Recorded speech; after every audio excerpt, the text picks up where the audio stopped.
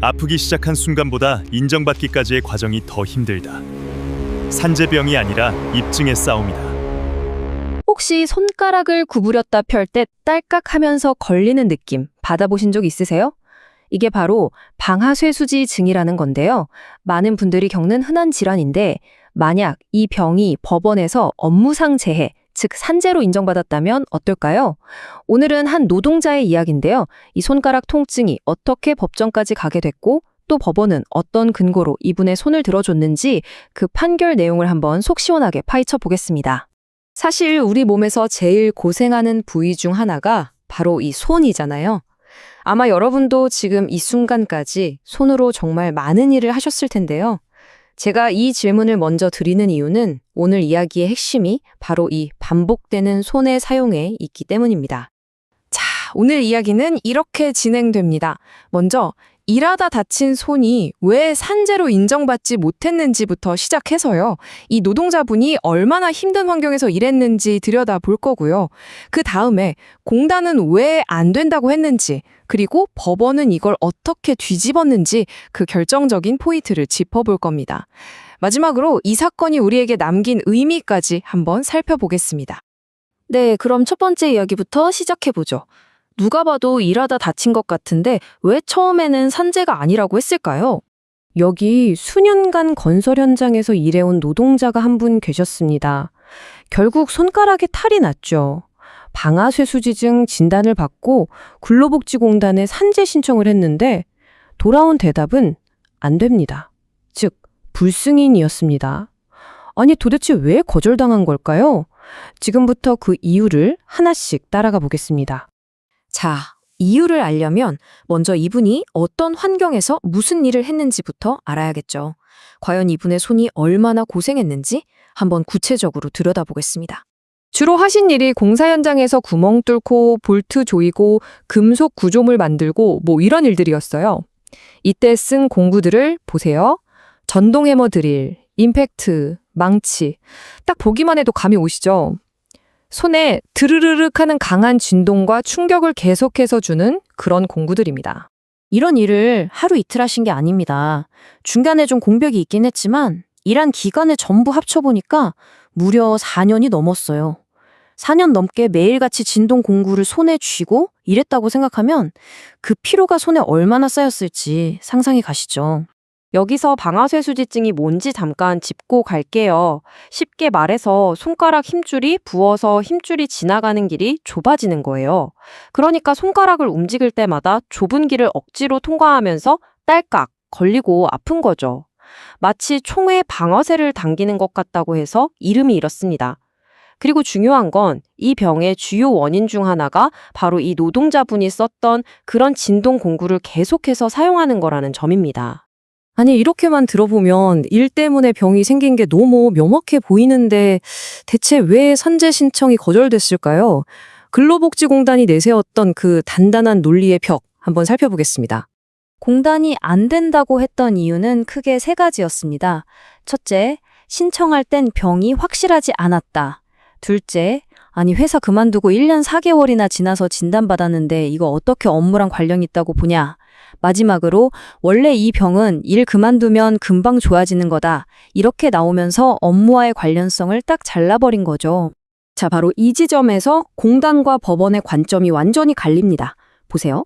공단은 퇴사 후 1년 4개월이라는 이 진단 시점 하나에 딱 꽂힌 거예요. 시간이 너무 흘렀으니 업무랑 상관없다. 이렇게 본 거죠.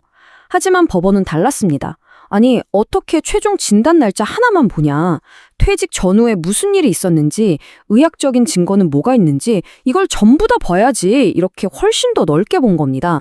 이제부터가 이 사건의 하이라이트입니다. 법원은 과연 어떻게 공단의 논리를 깨고 다른 결론을 내릴 수 있었을까요? 그 판결의 근거를 아주 세밀하게 들여다보겠습니다. 결론부터 말씀드리면 법원은 노동자의 편이었습니다. 공단의 불승인 처분은 잘못됐으니 취소하라고 판결했어요. 그렇다면 법원은 어떤 논리, 어떤 증거들을 가지고 이런 결론에 도달할 수 있었을까요? 법원이 공단의 주장을 하나하나 반박하면서 내세운 결정적인 근거가 바로 이 네 가지입니다. 이 논리가 어떻게 그 단단한 벽을 무너뜨렸는지 지금부터 하나씩 살펴보시죠. 첫째, 신체 부담 업무. 법원은 아주 명확하게 선을 그었습니다. 전동 해머 드릴처럼 진동이 심한 공고를 쓰는 건 누가 봐도 손가락에 무리를 주는 일, 즉 산재로 인정받을 수 있는 신체에 부담을 주는 업무가 맞다고 딱 못 박은 거죠. 둘째, 잠복된 증거. 이게 정말 결정적인 한 방이었습니다. 알고 보니까 이 노동자분이 회사를 그만둔 직후에 손목 MRI를 찍은 게 있었어요. 그런데 거기에 이미 손가락 힘줄에 염증이 있다는 신호가 보였던 겁니다. 그러니까 진단은 1년 4개월 뒤에 받았지만 병의 뿌리는 이미 퇴직할 때부터 몸 안에 있었다는 강력한 증거가 된 거죠. 셋째, 만성적 경과. 법원은 이 병의 특징을 정확하게 이해했습니다. 의사들의 소견을 들어보니 이 방아쇠수지증이 만성이 되면 일을 그만두고 그냥 쉰다고 해서 저절로 낫는 병이 아니라는 거예요. 이건 쉬면 낫는 가벼운 병이라고 했던 공단의 주장을 제대로 뒤집는 근거가 됐습니다. 그리고 마지막으로 공백 기간에 대한 합리적인 판단입니다. 법원은 중단이 늦어진 1년 4개월이라는 시간 동안 이 노동자에게 구속 수감 같은 특수한 사정이 있었다는 점을 인정해줬습니다. 어쩔 수 없이 병원 갈 상황이 못 됐다는 거죠. 그래서 이 시간의 공백이 일과 병 사이의 연결고리를 끊을 수는 없다고 판단한 겁니다. 자, 이렇게 길고 힘든 싸움이 끝났는데요. 이 판결이 오늘을 사는 우리에게 알려주는 중요한 교훈은 뭘까요? 그리고 마지막으로 꼭 기억해야 할 점도 한번 짚어보겠습니다. 이 사건이 남긴 가장 큰 의미는 바로 이겁니다. 산재를 판단할 때 진단서에 찍힌 날짜라는 점 하나만 보지 말고 그 사람이 어떤 환경에서 어떤 일을 했는지, 퇴직 전후의 몸 상태는 어땠는지 이 모든 과정을 잇는 선호로 봐야 한다는 거죠. 정말 중요한 선례를 남긴 판결이라고 할 수 있습니다. 결국 이번 재판에서 이길 수 있었던 건 바로 이런 구체적인 정보들 덕분이었습니다. 내가 언제부터 언제까지 정확히 어떤 일을 했는지, 또 하루에 그 진동 공구를 평균 몇 시간이나 썼는지, 손가락 통증은 언제부터 시작됐는지 같은 기록들, 그리고 결정적으로 MRI 같은 객관적인 검사 기록, 이런 것들이 하나하나 모여서 내 병은 일 때문에 생긴 게 맞다는 걸 증명해낸 겁니다. 그래서 오늘 이야기의 마지막은 이 질문으로 마무리하고 싶습니다. 내 몸의 기록, 과연 어떻게 증명할 것인가? 결국 이 사건은 우리에게 몸이 보내는 작은 신호라도 무시하지 말고 내 업무 환경과 건강 상태의 변화를 평소에 잘 기록하고 관리하는 게 얼마나 중요한지를 다시 한번 생각하게 만들어줍니다. 그리고 마지막으로 이 점은 꼭 알아두셔야 합니다.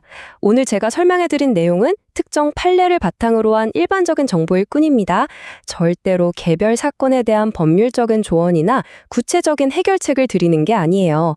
실제 사건은 아주 작은 사실관계 하나에 따라서도 결론이 완전히 달라질 수 있다는 점 꼭 기억해 주시기 바랍니다. 안녕하세요. 산재 보상에 대해 궁금하신 점이 있으시면 언제든지 연락 주시기 바랍니다.